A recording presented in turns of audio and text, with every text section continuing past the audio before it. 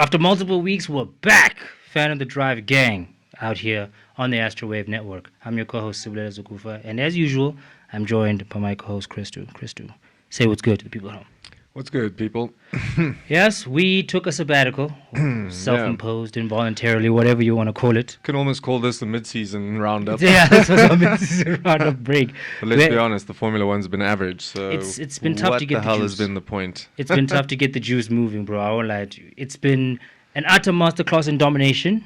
Do you know what I mean? Your boy's been doing whatever he's been doing. We called it right, actually, when we had our podcast with One Dile from Auto Trader. Oh, yes. The end of year season you panel. said don't call it a dynasty. It is a fucking dynasty. Relax. I was saying don't call it a dynasty because it wasn't yet. It wasn't yet. Two-time world champion going for his third. They're going to repeat the constructors. It's going to be a repeat of Vettel's run, I think. I maintain it's going to be 4 years and then 4 championships in a row. Happen, Do you know what you're saying when you're saying 4 championships in a row? I know. Ferrari pain, Mercedes pain, Hamilton possibly quitting.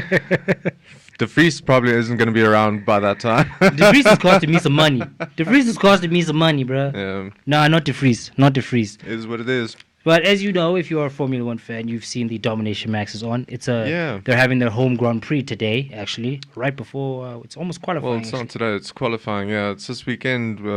We got the Austrian GP round 10 of 24, but it's only the 9th race because we missed Imola. Yes, which was very sad. Yeah, unfortunately, due to all the flooding and all of that, it was cool to see some Formula One drivers out there. I think some of the AlphaTauri boys were actually helping Yuki was clean out there up, in the mix. It shows his class and character. Class and character. Yeah, so it was cool seeing that. Yeah, so we're going to spare you the race recap that everyone has done, and we're going to go back to the OG roots and talk about the stories around motorsports. Okay, first of all, that nonsense penalty they gave our boy Brad Binder. Where was it? Essen? Oh, the Dutch TT. Bruh. It was at Assen, yeah. Bruh. But tell the people at home what happened, actually. Oh, they literally took 2 podiums off of him because he was out of bounds by millimeters. So because of track limits, cost him 3rd place in the sprint race and the main race on Sunday. Back to back on the same unbelievable. corner. Even the commentators didn't believe it. Bruh. They were so confused for like 2 or 3 minutes. It's unbelievable because he's looking like he's in a position to start to challenge for a world title. He's 4th in the championship, yeah. He's got a really good chance of, I think Pecco's running away with it, but he's got a good chance of ending up in the top 3 this year. He's building on the successes of like previous seasons. That's the consistent growth we want to see. Didn't he set the fastest speed on a bike? Fastest MotoGP speed, yeah. It was like 366.1 kilometers or something. Ripping it on 2 wheels. I'm telling you. Man's on fire. Brad, Definitely. we are 100% behind you. I think we actually spoke about the penalty schemes of MotoGP. They're just a little too strict. It's the FIM though, and guess what? Surprise, surprise, the FIM are a lot like the FIA. Alphabet boys move together, bro. Damn it. FIM, all of them. And they're both French regulatory bodies. Why? Why do the French regulate everything? Why is it only the French? Because I feel like they're doing a horrible job of it. There's no consistency across any regulatory body, bro. It's the strangest thing. Been that way since forever. They regulate rally, MotoGP, F1. Thank goodness I don't regulate the American stuff at least. Imagine if they did IndyCar and NASCAR as well. That would be ruined as well. No, just on historical principles alone, I don't think the Americans would ever allow that. They'd never allow that. Never. So Brad Binder, talk to me about this team at KTM. So yes, we're talking about MotoGP because it's a motorsports show. We'll get to Formula One. Let's talk MotoGP, bro. I'm finding this sport more and more interesting as the time goes on. It seems as if it's a more fun, more entertaining form of racing. Well, okay, so it's definitely more exciting than Formula One at the moment. Currently, yes. I'd say the racing is better. The winners don't win by margins of 20 seconds. It's usually like 5 seconds, and if that, that's a lot. Yeah, it's heavy duty. But yeah, no, it's been a good season. People would argue that it's as boring as F1 because Ducati have been dominating. I think actually last time out, it was out of the top 9, there was 8 Ducatis in there or something. Yesterday. I think Brad Binder was about the only guy that wasn't. So it was quite a domination. And there's like the odd sprinkle of Aprilias in there, but Italy's just been dominating it. And Jack Miller, man, he moved from which team to which team? He From moved Ducati to to KTM. KTM. And them KTM boys are putting up a very tough fight. If Jack Miller could just crash less, it would be helpful. 'Cause he's that guy that crashes seemingly at every race. Like, Doesn't he have a chip under his belt? I'm Miller, not sure. I don't think he's world champion, no. That shows why. Shows why. He's making unnecessary mistakes. But our boy Brad is representing. So if you are a fan of motorsport and you don't watch Brad Binder, get help. I'm joking. I mean, But- his brother's in Moto 2 now. No. Relegated listen, back down. He's he- doing better than he did in MotoGP. He needs to pick it up. We've got two South African brothers in the DTM and two in the MotoGP. So Yeah, Sheldon and Brad are the ones carrying the flags currently. I mean, we could see Sheldon in open wheel racing. Who knows? Who knows? maybe. I mean, it's the natural step in progression. actually. Yeah, they must actually tried out Calvin at the Formula E in Cape Town, and then he never actually even raced. But I think Sheldon would be better suited for something like Formula E or. Hey, give the kid a shot. We never Yeah. know what might happen. But talk to me about this KTM team, this KTM dominant stuffs. Where did they come from, bro? It's I think to do with the new rules because they have aerodynamic packages and I saw whole Yamaha shot and, devices and ride height devices, and I think KTM's just got the clever tech at the moment. Ducati's just got the outright horsepower and speed. Yeah, because I heard Yamaha. But that and, KTM in a corner and out of a corner is probably the best bike on the grid, I think. Because like you have Yamaha and I think it was Honda or Suzuki who were complaining that aerodynamics don't have space. Like they're not the focus we should be putting Yeah, on the but I sport. mean, unsurprisingly, they've been seeing a fire. That's right. Mark Marquez crashed like 7 times in one weekend. that's a multiple time world champion. To the point that he actually withdrew from the Dutch TT because of like broken ribs and fractured thumb from these crashes in Yesterday. like, practice and stuff. So that Honda bike is So it's an some form of a curse is absolute happening. shitbox at Yeah. the moment, and Yamaha's not much better. The riders are like complaining publicly about this. Jeez, talk about a fall from grace. So yeah, Japanese teams are seeing a bit of a rough patch at the moment, Hey, if you can well, call it that. They like to say tough times never last. Well, it looks like they're about to last. Okay. All right. Yeah. Moving on. MotoGP. So it sounds interesting. I want to keep track of our boy, Brad. I'm pulling for him. I think in the next 2 years, he will be in the World Championship hunt or will be in a position to win one. Like he'll win one. Yeah. Because I like the way he's progressing. And the way He's looking really good, and he makes good calls, like tire decisions and just when to push and not to push. He's one of those like smart riders. You can actually see he's not just a guy that's naturally fast. He reminds me almost of Alonso in the way that he thinks strategically and like where to attack and what to attack. He knows how to move. Kid knows how to move. Yeah. Brad, we are here for you. I mean, it's a little awkward that you're wearing Max's number, but still, X's number. you know what I'm saying. But It's no longer. I don't think it would sit well if he was winning with 33 and Max was winning with 33. But at least Max is winning with number one. It'd be a bit different. But we pull it for you, boy. That's the only Red Bull team I support. So Red Bull sponsored athlete I support. So go ahead, Brad. Yeah. Go ahead and do you. All right, we'll talk about this spectacle that was. I'm really in the bushes here. We will talk about the spectacle that was the 24 hours at Le Mans. I know it's probably been dissected to high hell, but you actually have a very interesting point of view because you were there for the entire thing. Yeah, I decided to watch it online for 24 hours. That's commitment. If you don't know what commitment is, there it is right there. But there was a reason why you were so juiced to watch the thing. Tell people your experience. Ferrari's like I don't know rebirth into Le Mans, let's call it, because it was the first time in 57 or 58 years that they'd enter Le Mans. I think in the top class. And they finally put an end to the Toyota domination, so that was quite cool. Yeah, Gazoo Racing had Won been it winning it out the what, bat. what 6, 7 times? I think they in were a going row? on like 7 in a row. They were riding. They were Such winning a long everything. run of Toyota Gazoo Racing dominance. And you know what? You have said his name before, and I give him flack. Nah, I will give Antonio Giovinazzi props. Okay. Yeah, he was part of the winning team. Yes, he did. He did something very spectacular, very special. He did his job. So I will give him his credit on that one. I still don't think he's the guy. Let's not get that twisted.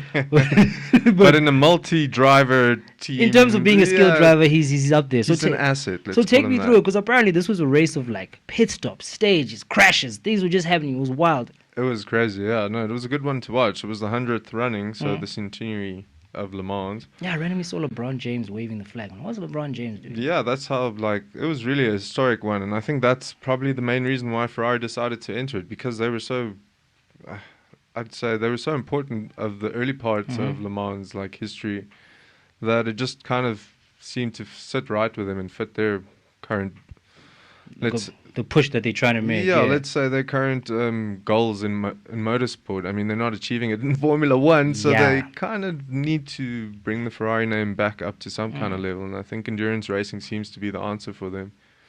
They've now got that 499P, the hypercar. They've just relaunched, I think, the 296 GTB, gave it a special edition road going version, and there's now a new GT3 version of it, which is going to replace the 488. So All you Ferrari Ferrari are fans. coming out.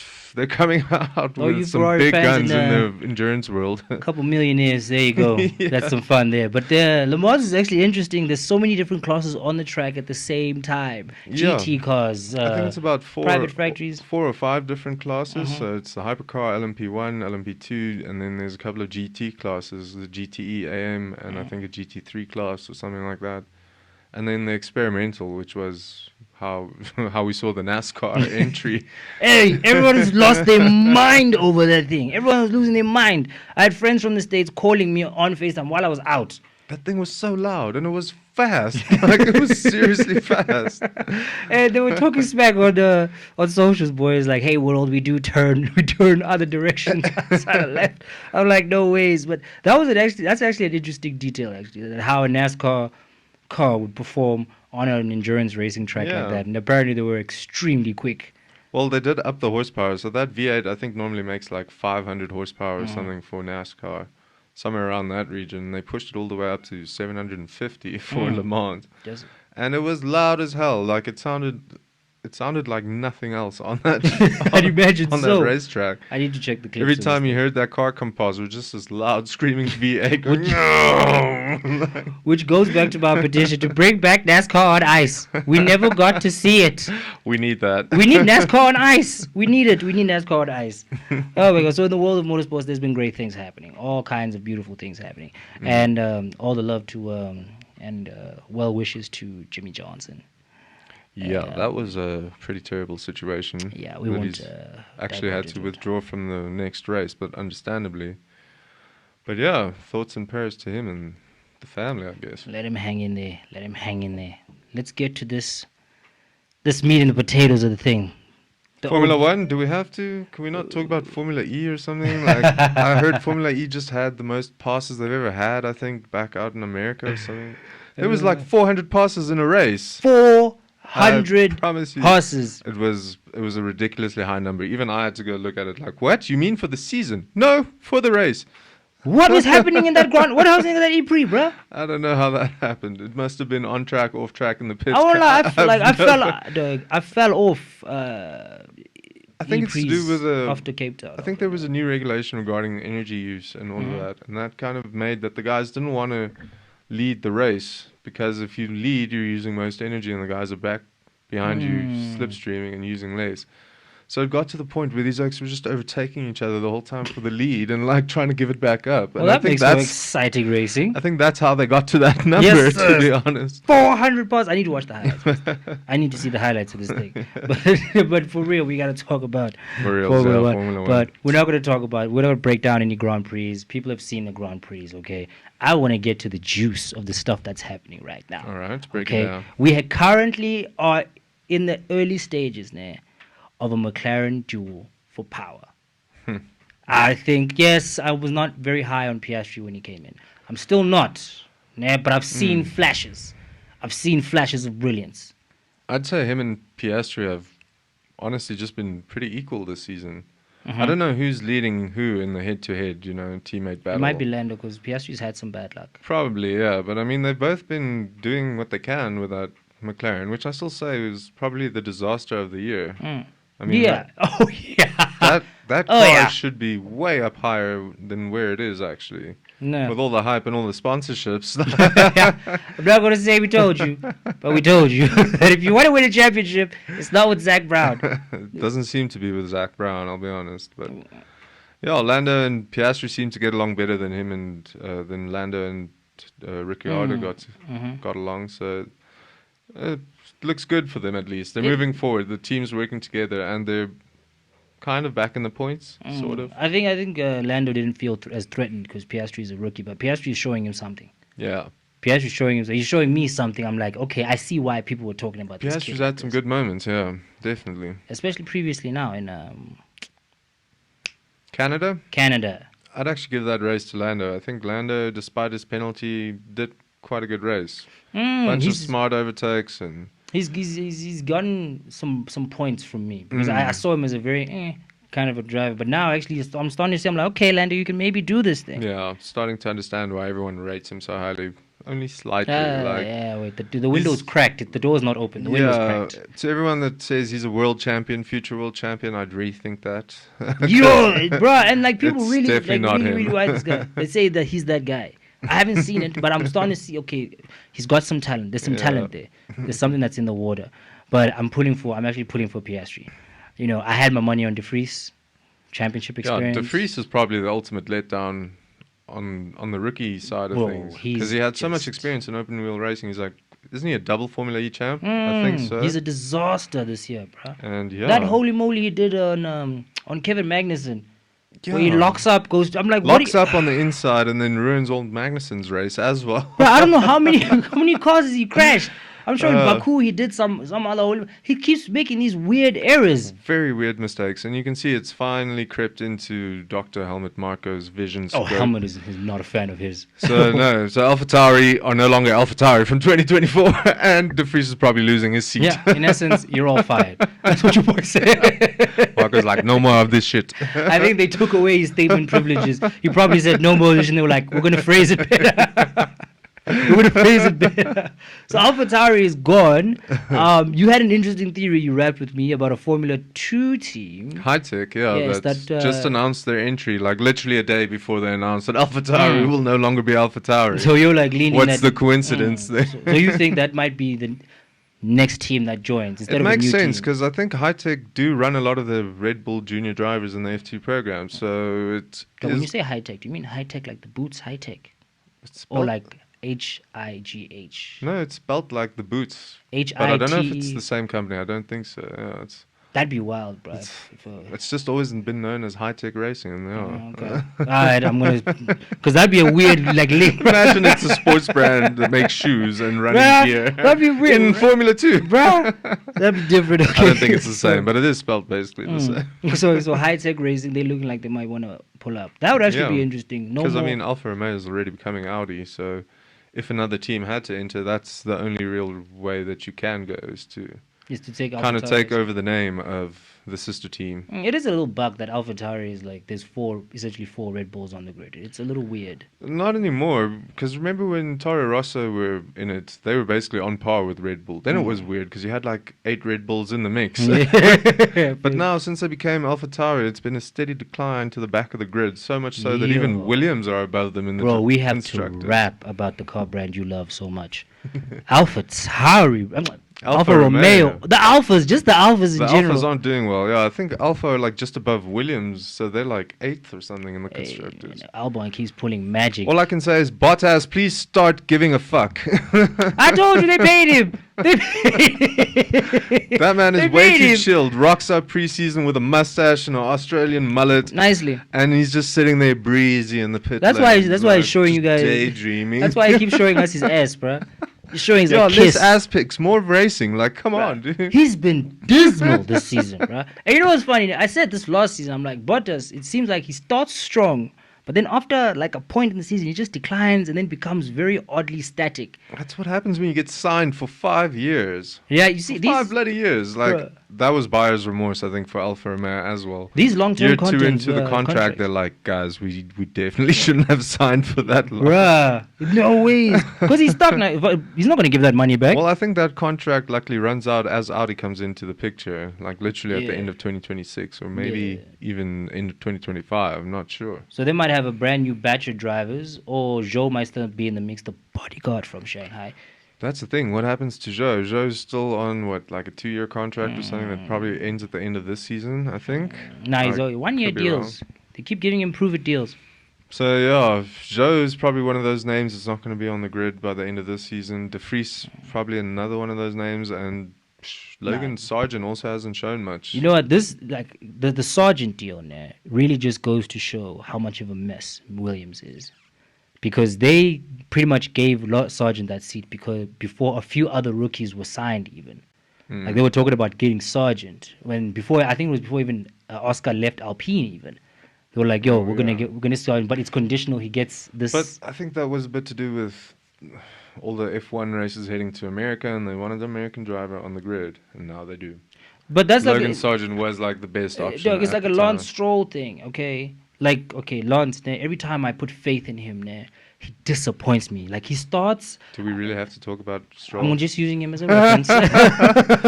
Can we just sum it up as daddy money and he's a shit driver? Just bear with me for... Just give me 2 minutes, okay? I'm just using him as an example, okay? Where you had a spot on your team that you can give to a good driver. A good one. Dragovic, Theo Porsche, or them and the likes. Literally. And then you set your goals to say, we're going to get Logan Sargent on the condition he gets his super license. I'm like, that is one of the most Capito moves ever. And then he leaves. And they get James. I'm like, not James Miles, boy. You can't go from Capito to James. And it just was that team without Albon. If Albon wasn't there, that They'd be team, nowhere. they'd be nowhere, bro. Yeah, they'd be lost behind literally everyone, especially Alfa Romeo. Dog, no and ways. Alpha Tauri even. It can't be going on like this. I don't know, Bottas, you need to reevaluate your stuffs, boy, because otherwise, kick rocks, man. Because you can't keep just taking ass shots and like underperforming every other day. The team has to pay you money, bruh. Joke thing. Yeah. Okay. Remember early before Gasly signed for Alpine, we had the idea of maybe, just maybe, F1 MMA. Gasly and Ocon. We thought it would happen. And I won't lie, I was under the impression that Gasly would roll Ocon, like he'd drop him like a fish there.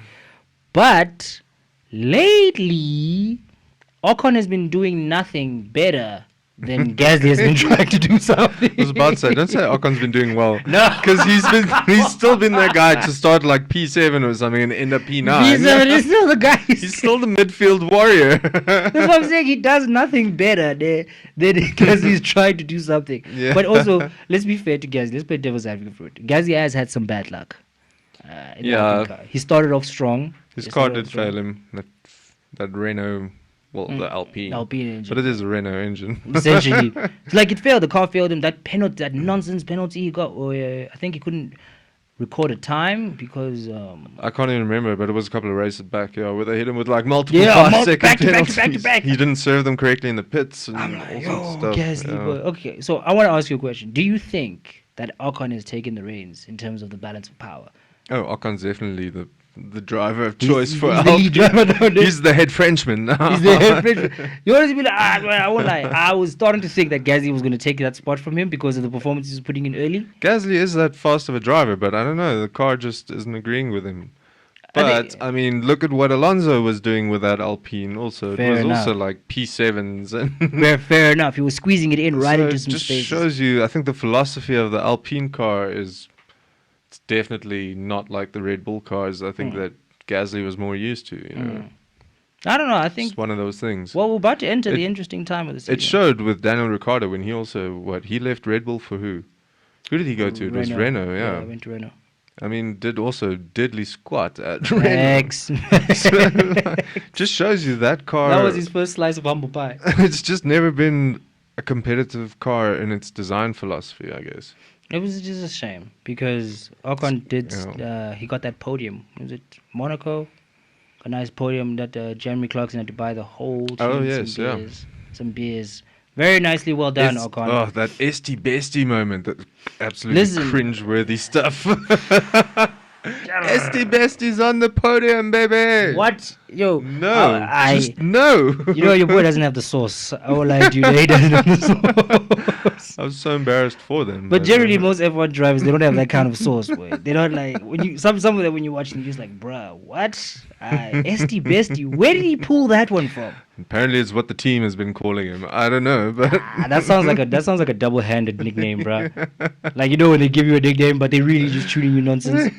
Nay, me, bruh. Uh, Nay. Okay, well, fair enough. Ocon, you're doing well. The balance of power. I think Ocon is still holding on to his team. mm.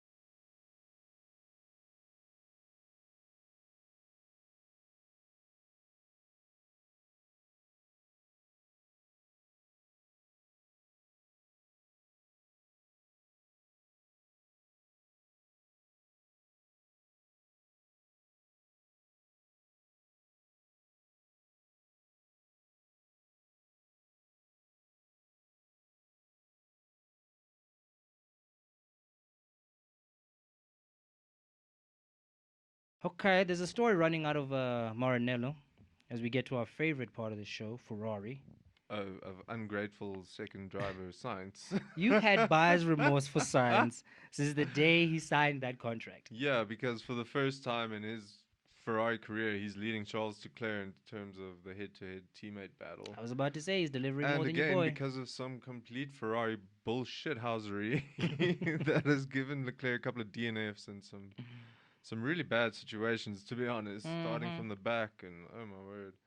I mean, he's already used up all his gearboxes, hasn't he? And it's like race 9. Yeah, you in the penalty zone already. Yeah, we've already taken a penalty for it. So, His talent needs to and then compensate. Sainz has the audacity to come out in the media and say that if he doesn't start winning with Ferrari, it might be time to look elsewhere. I can tell you now, everyone back at Ferrari, including John Elkann, is like, all right, Jack, remember that when we talk about that contract.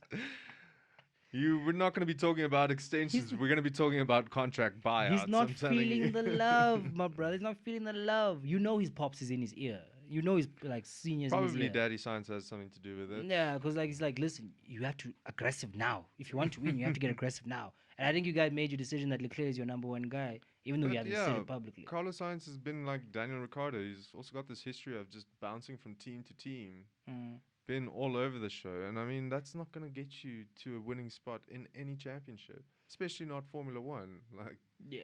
Well, you might have to go on and explore other options. I mean, I think he'd actually be a good addition to take Stroll's seat. I think he'd be a good. maybe. I I think think. he'd be a better fit with Alonso than Stroll by a Yeah, country I think mile. he'd be a nice compliment to Fernando Alonso. Mm. Little Latino heat going on Like there. Alonso would finish third, and Sainz would probably still finish fourth, but it wouldn't be a Lance Stroll finishing ninth You know what I mean? situation. He's not a world champion, from what I've seen. He still has time. I mean, he's still very young. He still has time, but he's not a world champion from what I've seen. He's a good. Yeah, He's he's definitely not the better driver over Charles Leclerc, and I think Charles Leclerc has proved that time and time again by the amount of pole positions he's set. I mean, he's won more races. He's generally just done more with an undrivable Ferrari than what yeah, Sainz has. I mean, yeah. other than complain. I won't lie. Your boy's grace period is running short with me. Mm. It's running short. He didn't get a chance to redeem himself at Imola for Who? that Charles Leclerc Leclerc, because of yeah. that nonsense he did last season. I think this season's a complete write-off. I don't think we're going to see anything from Charles Leclerc other than him overtaking Carlos Sainz in the points, and that's where it will end. Both the Mercedes drivers will will still end up. Both, except after what George was doing in Canada there. I think even George is going to end up above the Ferrari drivers because Um, Mercedes have got their shit kind of together mid-season. It I'm seems. not sure. Listen, let me tell you, there's a difference between getting the stuff together, and just having driver talent compensate for the nonsense you've put out. What do you mean? Because I mean, the car is rapid now. It's got some pace to it, Mm. But this is my problem with them. It always takes them forever to get to this point. Well, it's taken them what, a year and a bit, whereas Ferrari it's taken them 15 years plus. You still haven't. So I'd say you guys are still okay. Like, Did you see there was a graphic that came up of like teams who have been punished the most since 2014, I think. And like the teams that are there the most is Ferrari and Mercedes. Literally. It's tough, boy. It's It's character tough. building right now to be a Mercedes or a Ferrari Yeah, fan. yo. No, it's It's nothing other than character building. it's resilience. We're building resilience. We're building resilience right now. Uh, Wild thoughts. Wild thoughts. I want to go into a crazy theory section for you. There was all this talk about it's contract season negotiating time now, most in Formula One. So the rumor of Hamilton going to Ferrari was circulating around. it has been there for like 2 years, but yeah, I hear you. I think everyone who gets connected to Ferrari, it's guaranteed to generate clicks. All the good ones, yeah. You know what I'm saying? So, what would you think? Would you take him at Rory? I think, like I said to you, I think off air a couple of days ago, I think Ferrari would stumble over themselves trying to sign Hamilton. Because, I mean, Hamilton and Leclerc, I think, would make an even better pairing than Hamilton and George Russell do now, or even better than Hamilton and Nico did when they were winning absolutely everything. And I think Lewis has got a bit more of that bring some knowledge to the team attraction than any other driver, because, like, everyone has seen time and time again, when Lewis says the car is wrong because of this, it usually is. You know what I'm saying? 9 out of 10 times he's right My about thing it. is, why aren't we listening to the guy who actually drives the thing? Yeah. Like, Mercedes chose not to last year, and it cost them dearly, to the point where they kind of almost publicly have to admit that they didn't listen to Hamilton. bruh, they basically did when Toto and all those useless apologies he was giving. Gosh. So No. I think Ferrari would take him any given day. The moment they heard that he's looking elsewhere at other than Mercedes, they're going to be all over that, trust me. I'm telling you, but the only way that would work out, man. That's why I think there might be some Carlos Sainz contract buyouts, get him out by the time Hamilton. Imagine might be. him and George, Sainz and George at Mercedes. How would that work? That would be about as well as the McLaren mix-up going. You guys would start at the back and work your way to the midfield. You guys, I'm gone with 44. Out of you guys. After the last 2 years, I don't trust that team. It's not my team anymore. Boy, I don't want to subject myself to a lifetime of misery waiting for another once-in-a-generational talent driver to come back. No ways. I'm going where he's going. No ways, bro. I think it would be the only way it would work for me now. I think he'd have to win his 8th first, not win it at Ferrari, because I would like him to be a mentor / like Obi-Wan for Charles's talent, because Charles is buckets of talent there, but it's that 5% that like is needed in terms of like the mental thing that's needed to cross over and become a world champion. So I think if he had a great mentor like Sir Lewis Hamilton. Yeah, because he never really had one. I mean, he had Sebastian Vettel, but Vettel was up his ass at the time. Vettel was. Yes, he was. Honestly, he was so. He was so doers. pissy about the let's be real. He situation, was a huh? doers at the time. But I mean, I get why, because your boy comes in, wins at Monza. Like, what? I'd be hacked too. I'm like, where'd you find this kid? Why'd no one tell me? Bro, I've been here for a couple of years. This car's sus, and this guy comes and wins Monza. I'd also be hacked, bro. I don't blame Vettel for that. I don't blame him. Pettiness. I don't blame him. I don't blame him. But he'd have to win so that he could be that kind of a mentor. And I think that's when Leclerc would be able to transform that bucket loads of talent he has into championships. So I agree. I think Leclerc needs to win a championship at Ferrari first. Yeah. But it would be quite poetic if Hamilton won his 8th at Ferrari and finished it off there. Like I said, he'd be the undisputed GOAT then. People could not say anything. They already can't Conversation won't even get started or entertained. People will just be like, nope, he's the GOAT. End of discussion. Because he did it with Ferrari. Is that how much weight you guys have in the game? Well, he'll have the most, and he would have done it with Mercedes and Ferrari, two of literally the greatest teams. You know what, man? That's worth a $20 million discount, not a full 40. So if you guys come with 2 years, 100 million, I think the deal can be done. Probably would get done. 50 mil a year, he'd be like, give me that. Wait, 51. It has to be more than max. It has to be more than Gotta max. be petty like that. Oh, boy, that's the only way you win championships. You have to be petty. And speaking of someone who I thought could win a championship, but he's becoming petty, is Checo Perez. Yeah, did you see Checo wasn't at the media for this weekend? Like, yo. Wasn't at the home race, home team's press conference. I think It's too late. there's some souring of relationships that are going on. Listen, Marco's waxing lyrically about Daniel Ricciardo, bruh, publicly. Like the whole time. Everyone's speculating, is it time for Checo to leave Red Bull? And it's like, Bruh. ooh. But look Daniel what. Ricciardo's just standing there in He's the like, yeah, I'm background just like, waiting. I'm gonna do this this yes. thing on TV quickly, make this guala, and then the second you do a mistake, Paris, I'm there. I'm there. Yeah, I don't know what happened to Perez's form. He started off so strong. I mean, he really looked like Max's only challenger this year. Now it's Alonso. Bruh, out of the blue. Out of the blue. Checo's not even up there. He's making stupid mistakes, crashing, and Bruh, that thing just he not did at putting in the Monaco again. performances. Like Yeah. the back to back Monaco holy molies, bruh. He's supposed to be the king of street circuits. Supposedly, he was last year, but it's not treating him well this I year. know. I'm so disappointed in him. I had such faith, man. Maybe he can give me Singapore again. Latino heat. Yeah. Latino. It's dwindling, boy. It's like embers now. Yeah. It's Latino embers now. Checo, you were the faith, boy. You were the Yeah. face. I wouldn't be surprised if Red Bull swap him out after the summer break. Like, it's looking that way. The way Helmut Marko... And also, does Helmut Marko have, like, a line of reporters outside his house? Because every day there's a different quote from this guy. I'm telling you, he still has access to the Red Bull website, bruh. They haven't changed his login details. Because this guy, every day there's a quote. Hamilton's mad because he's not paid as much as Max.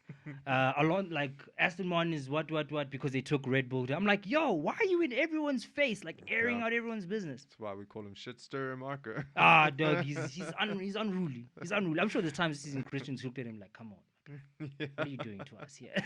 You're killing us here, Chief. Oh, man. A wild Like he thing. said the other day, I think he came out and said that his only real disagreement with Christian Horner in recent years has been Nick de Vries. I was like, how can you be saying that? How does that help Nick? How does that help Nick's development? Red Bull's so cutthroat, boy. It's a wasp's nest. Wasp's nest in there. They're boy. even more cutthroat than Ferrari. And Ferrari have been Whoa. cutthroat over the years as well. I'm telling you, I think it's because, like, say, the culture of winning. I won't lie, the culture of winning is strong in there. It's strong in there, but it might not be the right way to do it. Yeah. But they're having the home Grand Prix. But at least the Aston Martin and the Merc look like they can try keep up. I think But- Mercedes are getting to the point where they're going to outperform Aston Martin. The battle for second in the constructors, I don't think, is completely over. That's between Mercedes and Aston. And the way it's going, it's Alonso against George and Hamilton. So Well, it's technically it's just You know Alonso how and it's- Hamilton because George either wrecks it or retires the car. yeah, George pulling some rookie errors. But I mean, Whose man's is this? He's on the odd occasion that he doesn't, I mean, they're definitely up there fighting Alonso when Stroll is fighting with Yuki Tsunoda in P17. yeah, fair. But he's been driving more sus this year than he was last year. And last year he was sus. Like this year is just weird things happening. Is it raining? No, just a bit of sweat there, George. I'm like, what is he doing, this guy, bruh? They've turned him into the social media rat, bruh. yeah. I'm always seeing him on social. He's always doing the videos Yeah. and stuffs. Jack. That's why I call him Double Agent George. Somebody asked me the other day, why do you call him Double Agent George? I'm like, you never know if he's for the team or what. For himself or Yeah, what? for the team. Because the things he does are so suspect. Double Agent George. Unbelievable, bruh. I'm hoping. We already passed Barcelona. Eh? I think so. Yeah. Yeah. We passed when Canada. Had the new layout without the chicane. We definitely passed Yeah. Catalunya. Yeah. We've got Austria's coming. The sprint race format. So there's a tire rule that's come into effect now. I'm not exactly sure what it does, but I think it basically frees up a bit more tire choice in the qualifying for the sprint and the sprint race. Bunch of FIA regulatory bullshit again. But yeah, it's a sprint weekend, so qualifying on a Friday, qualifying on a Saturday, race on a Saturday, race on a Sunday. That's too much Formula One. It is a bit action-packed. That's too much Formula One. Well, you know what, ne? I'm going to stay the trial of Charles Leclerc. I'm going to give him Austria. And then he's I'm still... also, because he did a good race last year at Austria. I think he came second. Didn't he behind- win Austria last year? I'm not even sure. No, No. no, I don't think. He went to work. I know he went to work in Austria last year. He was a bad man last year in Austria. I don't think he won it last year at Austria, but he came really close. He was second. Yeah, and he had well. a good Austria. Like overtook Max about 4 or 5 times throughout that race. It was a great battle. But if we don't see something like that this year around, I'm going to start that investigation on Charles. After Silverstone, we're This bringing man charges. lost his girlfriend, and this car just became crap. All apparently. Hey, somebody needs to check on our boy. He might be going through it. That piano song was out of the blue, cuz. Yeah. I was like, what? See what I'm saying? Like, yeah, he's going through it. Man's not in a great space mentally. I'm telling you. Hey, well, me, I'm telling you this, man. That Silverstone race he gave us last year bought him a long line of credit. Yeah. But if Silverstone next week is Jat again, I'm bringing charges, boy. I have to bring Yeah. charges. There's I a have lot to of bring races charges. in July. I think there's one every single weekend. So let's give it till the end of July to see what happens. Yeah. And yeah, also Merc, ne? You guys can lose every other damn race the rest of the season, ne? Just but not not Silverstone. Silverstone. I'm gonna be so hacked if Red Bull win Silverstone and Monza. Bruh. I will just give up on Formula One, pack my bags, and go home. A dagger straight through the Never heart. come back. Straight through the heart.